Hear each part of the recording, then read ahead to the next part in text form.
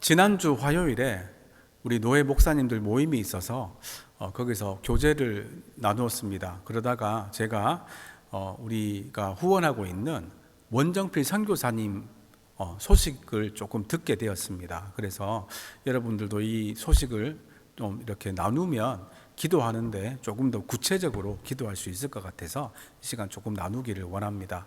여러분, 제가 매번 말씀드렸지만 이 세상에 무슬림이 제일 많은 나라가 이 중동에 있는 사우디아라비아나 이런 나라가 아니라 인도네시아라고 말씀드렸지요. 인도네시아도 무슬림 국가로서 이 인구가 많기 때문에 인구로만 따지면 전 세계에서 무슬림이 가장 많은 나라입니다. 그리고 이 나라는 이 법적으로 이 전도를 하는 것도 금지가 되어 있습니다. 그래서 이 주민등록증 같은 데 보면 이 종교가 아예 기록이 되어 있습니다. 이슬람이면 이슬람, 기독교면 기독교, 이렇게 날 때부터 정해져 있어서 개종한다는 것은 거의 불가능한 일에 가깝습니다. 거기서 어떻게 원정필 선교사님이 선교를 하는지 참 궁금했는데 들어보니까 그곳에 이 크리스찬 학교를 세웠다고 합니다. 유치원부터 초등학교, 중학교, 고등학교, 대학교까지 이 크리스찬 학교를 만들어서 그것을 통해서 선교 활동을 하고 있는데, 대학교는 아직까지는 그렇게 유명한 학교가 아니지만 고등학교까지는 이 학교가 아주 좋은 학교라고 소문이 나서 이 인도네시아 사람들이 그렇게 오기를 원한다고 합니다. 그러면 이 학교에 오는 사람들에게는 마음껏 복음을 전할 수가 있고 기독교 교육을 시킬 수가 있습니다. 그런 식으로 이 인도네시아에서 복음을 전하고 있다고 합니다. 우리 원정필 선교사님도 이 크리스찬 학교에서 이 학생들을 상대로 그렇게 복음을 전하고 있습니다. 우리 원정필 선교사님 생각날 때마다 기도해 주시고 사역하시는 학교 위에서 또 그곳에 많은 무슬림 사람들을 보내주셔서 그곳에서 합법적으로 안전하게 복음을 전할 수 있도록 복음의 문을, 전도의 문을 열어주시기를 항상 기도해 주시기를 부탁드립니다. 오늘 본문은 이스라엘이 가나안 땅 가까이 이르자 그곳에 정탐꾼을 보낸 사건을 말씀합니다. 12지파에서 한 명씩 차출을 해서 12명의 정탐꾼을 보냅니다. 그래서 오늘 본문이 깁니다. 12지파의 이 한 사람 한 사람을 소개하고 있습니다. 다른 사람들은 모르겠지만 눈에 딱 띄는 두 명이 있지요. 누굽니까? 바로 여호수아와 갈렙입니다. 여호수아는 에브라임 지파 대표로, 갈렙은 유다 지파 대표로 이 정탐꾼에 참여하게 됩니다. 그런데 여러분, 이스라엘이 왜 정탐꾼을 보내었을까요? 1절을 보면 마치 여호와께서 이 일을 명하셔서 정탐꾼을 보낸 것처럼 보입니다. 1절은 여호와께서 모세에게 말씀하여 이르시되라고 합니다. 이 본문에 열거된 정탐꾼들은 이스라엘 각 지파의 지도자들로서 신뢰받고 인정받는 사람들입니다.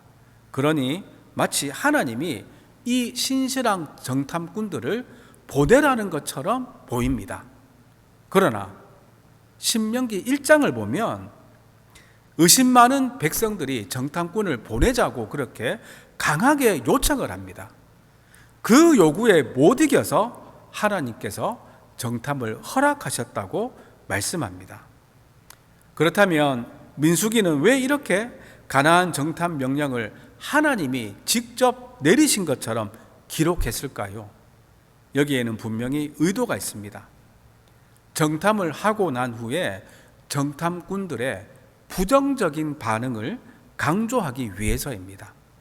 즉, 정탐 사건보다는 정탐 이후의 결과에 더욱 초점을 맞추기 위해서입니다. 잘 아시다시피 여호수아와 갈렙 외에 10명의 정탐꾼들은 모두 가나안의 거대한 거민들을 보고는 잔뜩 겁을 먹고는 부정적인 보고를 합니다. 그들에 비하면 우리들은 메뚜기에 불과하다며 그 땅으로 가지 말자고 합니다. 이렇게 민수기는 정탐보다 정탐 후에 이스라엘의 부정적인 보고를 강조하고 있습니다. 그러나 그들이 부정적인 보고를 하게 된 더 근본적인 원인은 이 이스라엘 백성들이 하나님의 약속의 말씀을 전적으로 믿지 못하고 의심을 가지고 가나안 땅을 정탐하려고 했기 때문입니다. 이 사실을 민수기는 말씀하고 있습니다. 사실 가나안은 아브라함 때부터 하나님이 이스라엘에게 약속하신 땅입니다. 하나님의 약속에는 변함이 없었지만 백성들이 불신하며 정탐꾼 보내기를 요청합니다. 결국 이런 불신앙 때문에 출애굽 1세대는 가나안 땅에 들어가지 못하고 광야에서 다 죽어야 했습니다. 여호수아와 갈렙을 제외한 모든 광야 1세대는 광야에서 다 죽었습니다. 이렇게 불신앙의 결과는 멸망임을 잊지 마시기 바랍니다. 성도는 전적으로 하나님 의지하고 순종하는 삶을 살아야 합니다. 요즘에 공동체 의식을 높이기 위해서 공동체 훈련들이라는 것이 많이 개발되어 있는데 그 중에 가장 알려진 것 중에 하나가 이 서 있는 훈련자가 뒤를 보지 않고 뒤로 넘어가는 것입니다. 그렇다고 그냥 넘어지는 것이 아니라 그 뒤에 이 사람을 잡아줄 동료들이 다 준비하고 있습니다. 그러니 안심하고 넘어지라는 것이지요. 하지만 뒤가 보이지 않아서 믿지 못하고 머뭇거리는 훈련자들이 꽤 많습니다. 그러면 몇 번이나 이 뒤에 있는 동료들이 우리들이 받쳐줄 것이니 괜찮다라고 이야기를 해주며 믿음을 주면서 넘어지라고 합니다. 이런 과정을 통해서 서로에 대한 믿음과 신뢰를 더해가는 공동체 훈련입니다. 우리의 믿음도 마찬가지입니다. 하나님이 앞으로 가라고 하면 하나님께서 앞서 나가며 길을 만드실 것을 믿고 앞으로 가고, 하나님이 뒤로 넘어지라면 하나님이 우리를 안전하게 받쳐주실 것을 믿고 뒤로 넘어지는 것이 믿음입니다. 이스라엘 백성들에게는 이러한 온전한 믿음이 없었기 때문에 하나님을 전적으로 믿지 못하고 자신들의 계획대로 정탐꾼을 보내었다가 그 결과 큰 낭패를 보게 된 것입니다. 하나님의 명령에 토달지 말고 그대로 순종하는 성도님들이 다 되시기를 간절히 바랍니다. 한편 하나님은 이런 백성들의 불신앙적인 태도에도 불구하고 가나안 정탐 요구를 허락하시면서 연약한 믿음을 소유한 백성들에게 소망을 갖게 하십니다. 모세는 바란 광야에서 정탐꾼들을 파송합니다. 가나안 땅에서 아주 가까운 곳입니다. 그곳에서 정탐꾼들을 보냅니다. 이들이 맡은 임무는 약속의 땅을 믿음의 눈으로 탐지하고 돌아와서 보고하는 것입니다. 그야말로 하나님의 자상한 배려의 결과입니다.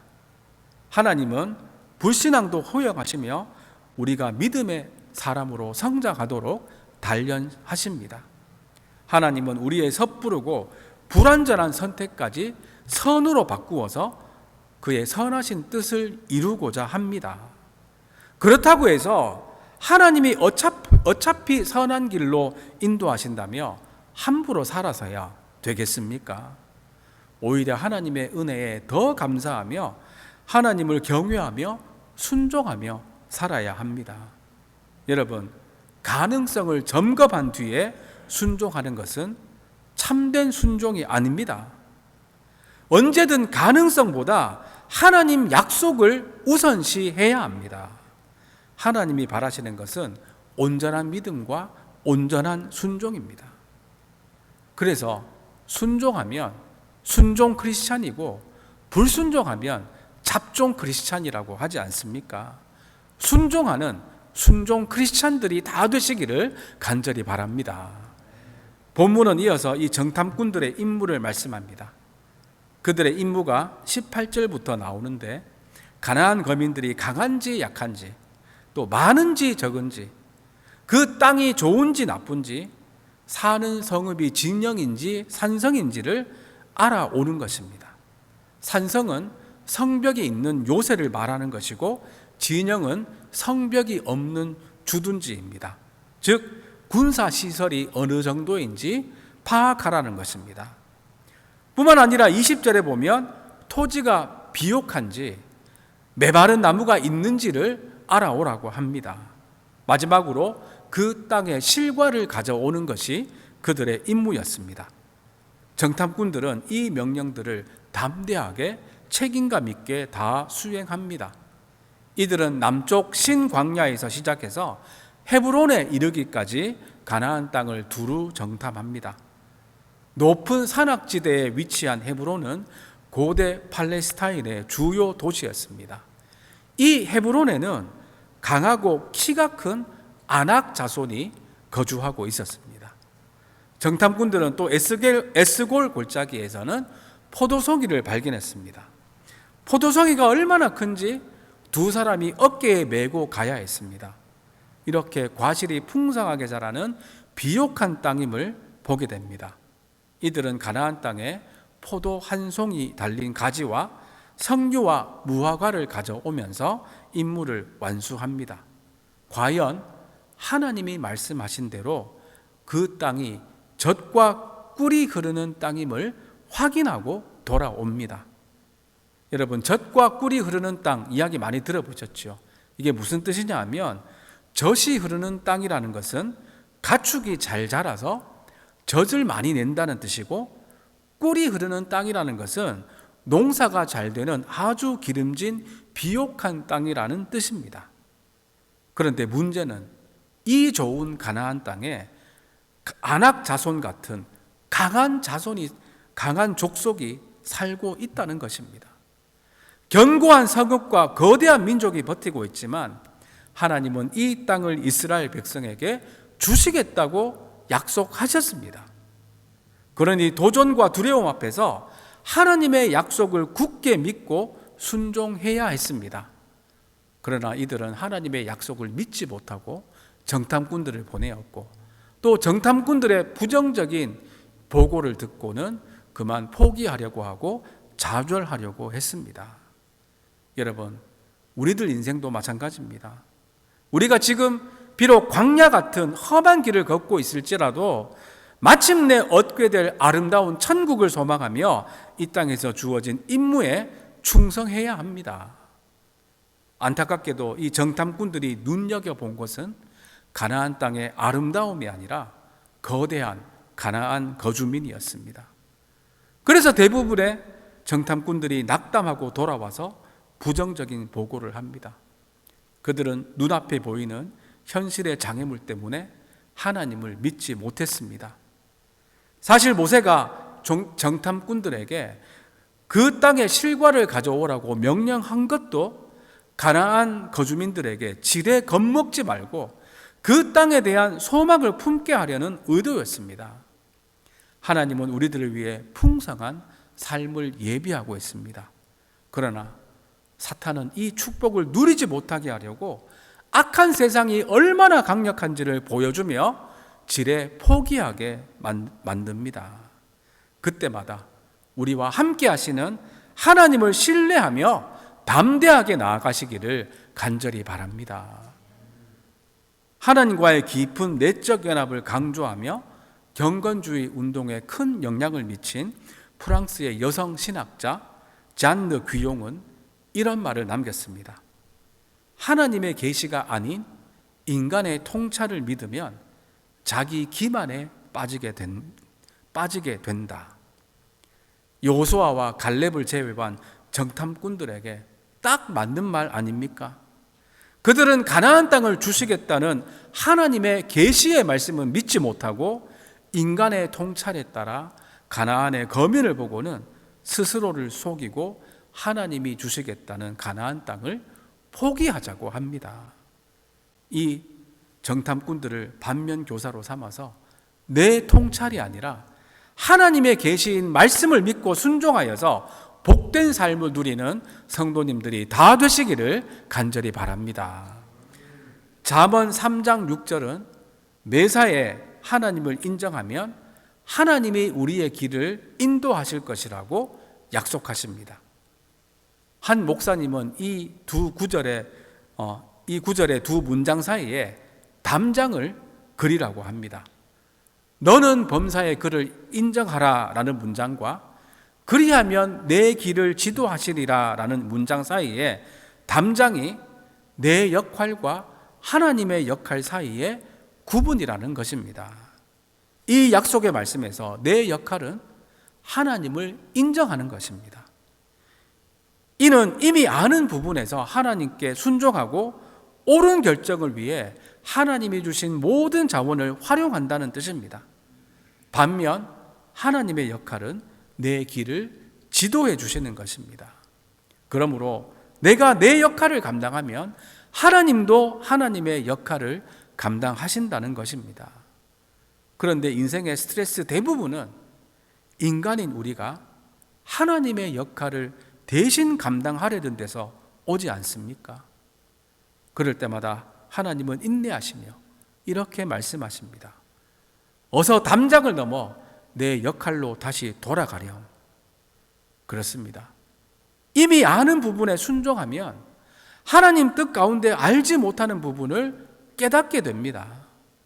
선장이신 하나님이 배를 조정해서 이끌고 가시니 걱정하지 말고 하나님이 지금 하시라고 하는 일에 순종하시기 바랍니다.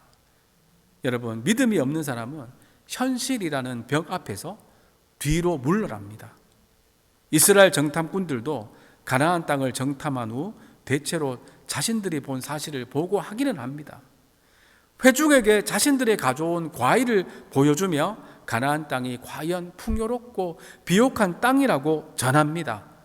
그러나 거주민이 강하고 성읍이 견고하다는 이 정탐꾼의 말 속에는 자신들은 그 높은 장애물을 뛰어넘을 수 없고 결국 그 땅을 정복할 수 없다는 부정적인 생각이 깔려 있습니다. 믿음은 그러다라는 현실 앞에서 절망하며 좌절하지 않습니다. 믿음은 그럼에도 불구하고 하나님 말씀대로 찾고 구하고 두드리는 것임을 잊지 마시기 바랍니다. 하나님은 세상의 어떤 것보다 강하신 분입니다. 이 하나님의 전능하심과 신실하심을 믿은 여호수아와 갈렙은 그 땅을 취하자고 합니다. 그러나 다른 정탐꾼들은 두려움에 휩싸여서 판단력을 잃어버린 채 가나안 땅에 대해 악평하며 정복이 불가능하다고 합니다. 사실 가나안 땅에는 거인 족속인 아낙 자손도 있었지만 모든 사람들이 그렇게 이 아낙 자손은 아니었습니다. 모두가 장대한 자들은 아니었는데 모든 사람들이 거대하다며 과장해서 말하고 그들은 우월하고 자신들은 메뚜기와 같이 열등하다고 비하했습니다. 하나님에 대한 불신앙이 그들의 눈을 가리고 상황을 왜곡하게 한 것입니다. 전능하신 하나님을 믿음으로 메뚜기 콤플렉스를 이기고 하나님 백성답게 담대하게 살아가는 성도님들이 다 되시기를 간절히 바랍니다. 이제 말씀을 맺습니다. 이스라엘 백성들이 가나안 땅을 정탐한 것은 하나님을 전적으로 믿지 못했기 때문입니다. 그러나 이런 부족함까지 하나님은 용서하시고 용납하시고 정탐을 허락하시면서 세컨 찬스를 주시고 그들이 가나안 땅에 대한 소망을 가지기를 바라셨습니다. 하지만 그 발행과 달리 이 정탐꾼들은 돌아오고 나서 역시나 부정적인 보고를 했습니다. 이것이 온 백성들의 원망으로 이어지면서 광야 1세대는 여호수아와 갈렙을 제외하고는 가나안 땅에 한 사람도 들어가지 못하고 광야에서 죽게 됩니다. 불순종은 멸망을 초래한다는 것을 잊지 않고 순종하는 성도님들이 되시기를 바랍니다. 어쨌든 정탐꾼들을 통해서 이 가나안 땅이 정말 젖과 꿀이 흐르는 좋은 땅임은 확인했습니다. 그러나 그들은 가나안의 견고한 성읍과 거대한 민족들을 보고 지레 겁먹고 가나안 땅을 포기하자고 합니다. 천성을 향해 가는 성도들이 바라보아야 할 것도 아름다운 천국이지 그 길을 방해하고 있는 악하고 강력한 세상이 아닙니다. 결코 눈에 보이는 장애물에 주눅들지 말고 굳건히 믿음의 길을 걸어가므로 하나님이 약속하신 풍성하고 복된 삶을 마음껏 누리는 저와 여러분들이 다 되시기를 주님의 이름으로 축원드립니다. 이 시간 함께 찬양하시겠습니다. 우리들 앞에도 험한 세상이 놓여 있지만 그 악한 세상에 주눅들지 않고 담대하게 하나님이 명하신 산지를 정복하는 믿음의 사람들이 되기 원합니다. 고백하며 함께 찬양하시겠습니다.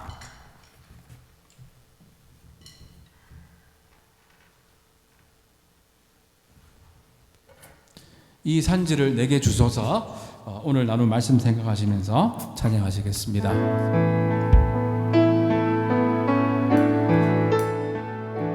주님이 주신 땅으로 한 걸음씩 나아갈 때 수많은 적들과 견고한 성이 나를 두렵게 하지만 주님은 신뢰함으로 주님은 의지함으로 주님이 주시는 담대함으로 큰 소리 외치며 나아가네. 산지를 내게 주소서. 그날에 주께서 말씀하신 이제 내가 주님의 이름으로 그 땅을 취하리니 이 산지를 내게 주소서. 그날에 주께서 말씀하신 이제 내가 주님의 이름으로 산지를 취하리니.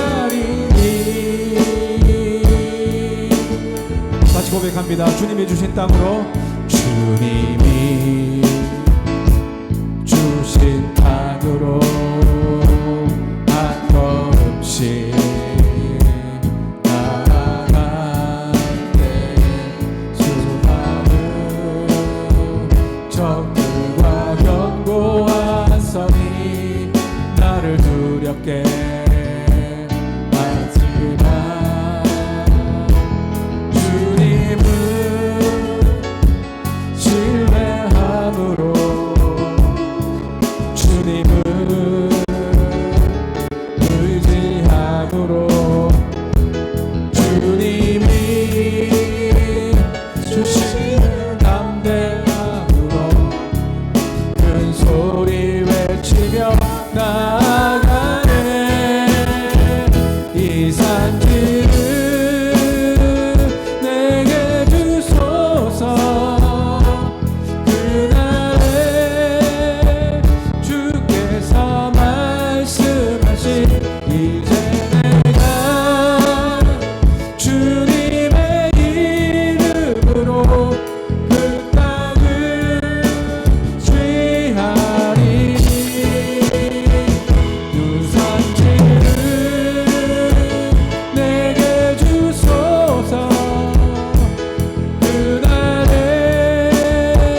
주께서 말씀하신 이제 내가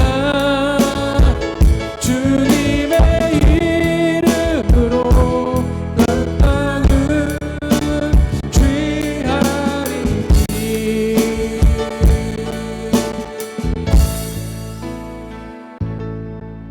아멘. 이 시간 함께 기도하시겠습니다. 오늘 날은 말씀 묵상하시면서 기도하겠습니다. 우리 앞에 놓인 세상의 거인들을 보고 놀라거나 두려워하지 않고 하나님 말씀에 담대히 순종하는 성도가 되기 원합니다. 불순종 때문에 돌아가는 인생, 힘든 인생이 아니라 순종함으로 하나님의 풍성한 축복 가운데 살기 원합니다. 우리의 역할은 순종이고 하나님의 역할은 인도하심을 기억하며 이미 내게 주신 승리를 믿음의 눈으로 바라보며 하나님의 약속을 성취해 나가기 원합니다. 오늘 나눌 말씀 생각하시면서 함께 기도하시겠습니다.